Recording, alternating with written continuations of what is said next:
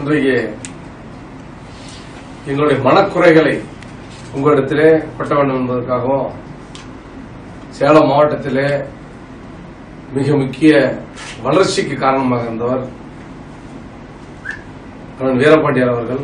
அவர் குடும்பம் இன்றைக்கு அவர் வரலாறு எப்படி சிதைக்கப்பட்டதோ அதே மாதிரி அவர் குடும்பம் இன்றைக்கு அவர் சார்ந்திருக்கிற கட்சியினாலே சிதைக்கப்பட்டிருக்கிறது. எங்களை பொறுத்த வரைக்கும் நாங்க யாருக்காக மக்களத்தை வாங்குறதுக்காக இங்கே உங்களிடத்திலே பேசவில்லை.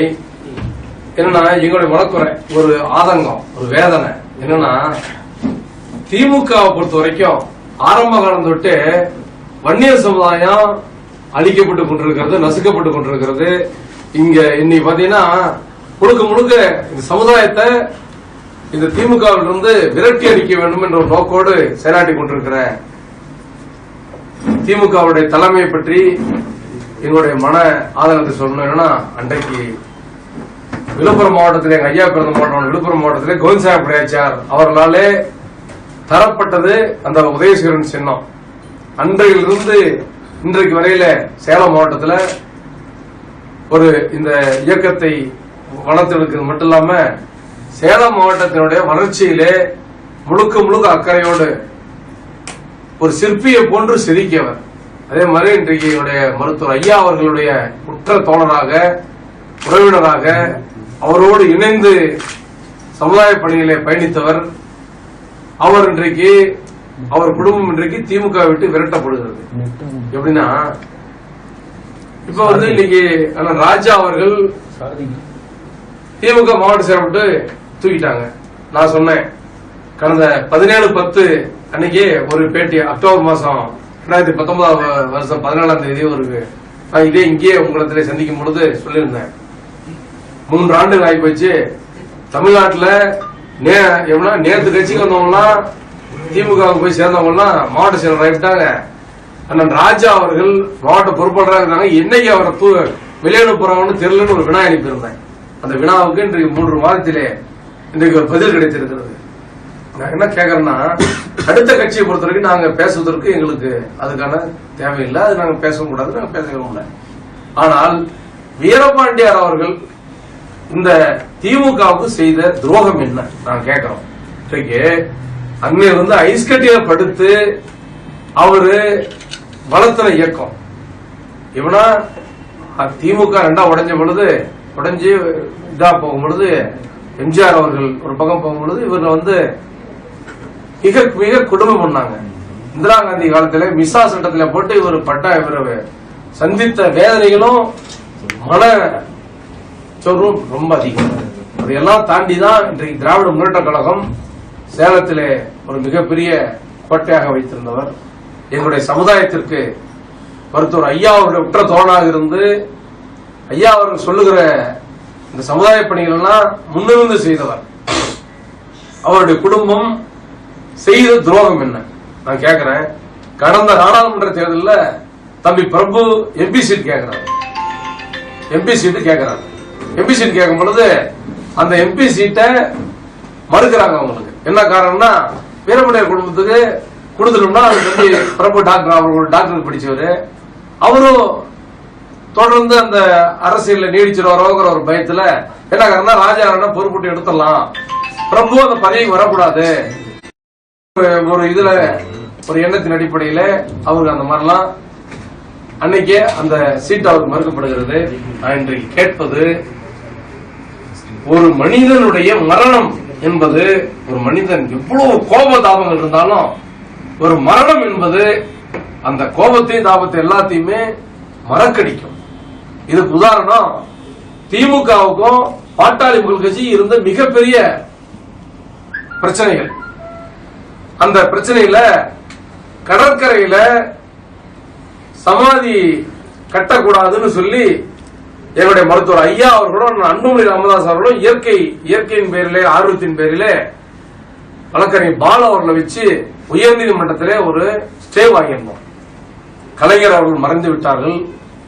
அன்னைக்கு ஸ்டாலின் கேட்கிறாரு, எங்க சின்னையார்கிட்ட கேட்கிறாரு, ஆனா அன்புமணி ராமதாஸ் அவர்கிட்ட கேட்கிறாரு, இந்த மாதிரி அங்க சமாதி, அங்க எங்க அப்பாவை புதைக்கணும், கலைஞர் அவர்களை புதைக்க வேண்டும், நீங்க போட்டிருக்கிற வழக்க வாபஸ் ஆகுன்னு சொல்லும் பொழுது எதை பத்தியும் சிந்திக்காம ஐயா 11 மணிக்கு சின்னையா அவர்கள் எழுப்பி கேட்டு அந்த வழக்க இரவோடு இரவாக வாபஸ் வாங்கணும். என்ன காரணம்?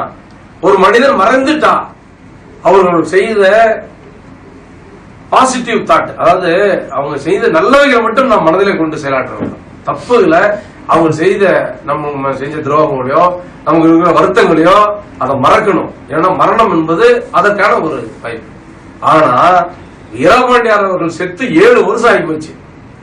7 வருஷம் ஆன பின்னாடியும் அவர் மேல என்னங்க பாவம், அப்படி ஒரு கோபம் திராவிட முன்னேற்ற கழகத்தினுடைய தலைவர் ஸ்டாலின் அவர்களுக்கு? இந்த பத்திரிகையாளர் சந்திப்பு கூட்டத்தில் நான் தான் கேட்க விரும்புறேன். அவர் வீரபாண்டியார் அவர்கள் செய்த குற்றங்கள் என்ன, அவர் மேல என்ன அப்படி ஒரு கால் புணிச்சு அப்படி ஒரு கோபம்? 7 வருஷம் கழிச்சு பாருங்க, ஒரு செயற்குழு கூட்டத்தில் பேசினாராம். 1 வருஷமா நான் உங்களை சந்திக்கிறதுக்கு தேதி கேட்கறேன், நீங்க எனக்கு தேதி கொடுக்க மாட்டேங்கிறீங்க அப்படின்னு கேட்டாராம். யாரு? ஸ்டாலின் கேட்டார். ஸ்டாலின் கிட்ட வீரபாண்டி ராஜா கேட்டிருக்காரு, 1 வருஷமா நான் உங்களை சந்திக்க தேதி கேட்கறேன், எனக்கு ஒரு தேதி கொடுங்க அப்படின்னு கேட்கறேன். நான் அவங்க கட்சி பண்றேன் சொல்ல விரும்பல. இருந்தாலும் வீரபாண்டியாருடைய குடும்பம் செய்த தவறு என்ன? எங்களுடைய இன்றைக்கு வீரபாண்டியார் அவர்கள் திமுக அவர் மறைஞ்சிட்டாரு, உயிரோடு வரைக்கும் திமுக தலைவராக நாங்க பார்த்தோம். மறைந்த பிறகு அவர் எங்களுடைய சமுதாய தலைவர்களை ஒருவராக நாங்கள் பார்க்கிறோம். எங்களுடைய ஐயாவுடைய நண்பராக பார்க்கிறோம். எங்களுடைய சின்னையா அவருடைய மிகவும் நெருங்கிய உறவினராக பார்க்கிறோம். எங்களுடைய சொந்தக்காரராக பார்க்கிறோம். அதனாலதான் இந்த கேள்வி உங்களுக்கு முன்வைக்கிறார். இந்த பத்திரிகா சந்திப்பு கூட்டத்தின் வாயிலாக ஆனால் ராஜா அவரிடத்தில் ஒரு வேண்டுகோள் வைக்கிறோம். திராவிட இயக்க வரலாற்றில் பயணம் அப்படின்னு சொல்லி அண்ணன் வீரபாண்டியார் அவர்கள் எழுதிய புத்தகம், அவருடைய உதவியாளர் அண்ணன் செங்கோட்டையன் அவர்கள் மூலமாக எழுதிய புத்தகம், 2012க்கு முன்னாடி இருந்தது எழுதி 12 எழுதி முடிச்ச புத்தகம். அந்த புத்தகத்துல எங்க ஐயா ஒரு வேண்டுகோள் வைத்திருந்தார். என்னன்னு, அந்த சேலத்து சிங்கத்தின் வரலாறு சிதைக்கப்பட்டிருக்கிறது சொல்லி அந்த புத்தகம் வெளியிட்ட சொன்னார். இன்றைக்கு இவருக்கு மிகப்பெரிய அநீதி அளிக்கப்பட்டிருக்கிறது. அந்த புத்தகத்துல என் திராவிட இயக்க வரலாற்றில் என் பயணம் அப்படின்னு சொல்லி வீரபாண்டியர் எழுதின அந்த புத்தகத்துல இவருடைய ஐயாவுடைய ஒரு பார்ட்டே ஐயாவுக்காக கொடுத்திருந்தார். பாட்டாளி மக்கள் கட்சியினுடைய நிறுவன தலைவர், இவருடைய வன்னிய சமுதாயத்தினுடைய வழிகாட்டி காவல் தெய்வம், இவருடைய நிறுவன தலைவர் மருத்துவர் ஐயா அவர்களோடு அவர் பயணித்த சமூக பயணத்தை பத்தி ஒரு அத்தியாயமே போட்டிருந்தார். அந்த அத்தியாயத்தை எடுத்துட்டாங்க. அது மட்டும் இல்லாம அவருக்கு திராவிட முன்னேற்ற கழகத்திலே ஸ்டாலின் அவர்களாலே நேர்ந்த அவமானங்கள் அது ஒரு அத்தியாயம் போட்டிருந்தாரு. அந்த அத்தியாயத்தெல்லாம் எடுத்து என்ன காரணம் தெரியல எடுத்துட்டாங்க. இன்றைக்கு இவர் இன்னைக்கு பொறுப்பு எடுத்துட்டாங்க. அவருடைய ஆன்மா சாந்தி அடையணும்னா, யார் வீரபாண்டியாருடைய ஆன்மா சாந்தி அடையணும்னா முழுக்க முழுக்க அந்த அவர் முழுக்க முழுக்க அந்த திருத்த சிதைக்கப்பட்ட வரலாற்றை மீண்டும் மறுமதிப்பு செய்து அவர் எழுதிய எழுத்துக்கள், அவருடைய வீரபாண்டியார் அவருடைய எண்ணங்கள் அப்படியே வெளிவர வேண்டும். அதுதான் சேலம் மாவட்ட மக்களுடைய எண்ணம் என்பதை இங்கே உங்களிடத்தில் சொல்லிக் கொள்கிறேன். அரசியலுக்கு 1957 ஆண்டு அந்த வீரபாண்டியார் அவர்கள் அவர் செய்த சேலம் மாவட்ட மக்களுக்கு செய்த சாதனைகளை இன்றைக்கு பின்னோக்கி போய் நாங்கள் நினைத்து பார்க்கிறோம். இந்த நேரத்திலே வீரபாண்டியார் அவர்களுக்கு சேலம் மாவட்டத்தைச் சேர்ந்த ஒரு ஒரு இங்கே இந்த மாவட்டத்தில் பிறந்த அடிப்படையில அவருக்கு என்னுடைய நெஞ்சார்ந்த நன்றியை தெரிவித்துக் கொள்கிறேன். இன்றைக்கு இந்த நேரத்தில் அவருக்கு எங்களுடைய அஞ்சலியை செலுத்திக் கொள்கிறோம்.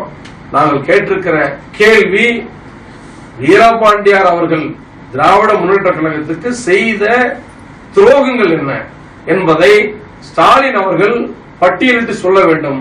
அப்படி சொன்னா நாங்க அந்த குடும்பம் திமுக இருந்து விரட்டப்பட்டிருக்கிற வீரபாண்டியார் அவருடைய குடும்பம் விரட்டப்பட்டது சரின்னு நாங்க ஏற்றுக்கிறோம். இல்ல வீரபாண்டியாரு நல்லவரு, திராவிட முன்னேற்ற கழகத்துக்கும் சேலம் மாவட்ட மக்களுக்கும் நல்லதுதான் செஞ்சாரு அப்படின்னு சொன்னா அதுக்குரிய பிராய்ச்சித்தை அவருக்கு சொல்லுங்க. பரிமாணம் நடவடிக்கையா ஸ்டாலின் பதவி மாத்தி கொடுத்திருக்காங்க சொல்றாங்க. அது எங்களுக்கு தெரியாதுங்க, அவங்க உட்கட்சி பிரச்சனை, அதான் நாங்க பேச விரும்பல. இது எப்படின்னா, திராவிட முன்னேற்ற கழகம் என்ற ஒரு இயக்கம் உருவாக்கிய சிற்பிகளிலே ஒருவர் அவர் வீரபாண்டியார்.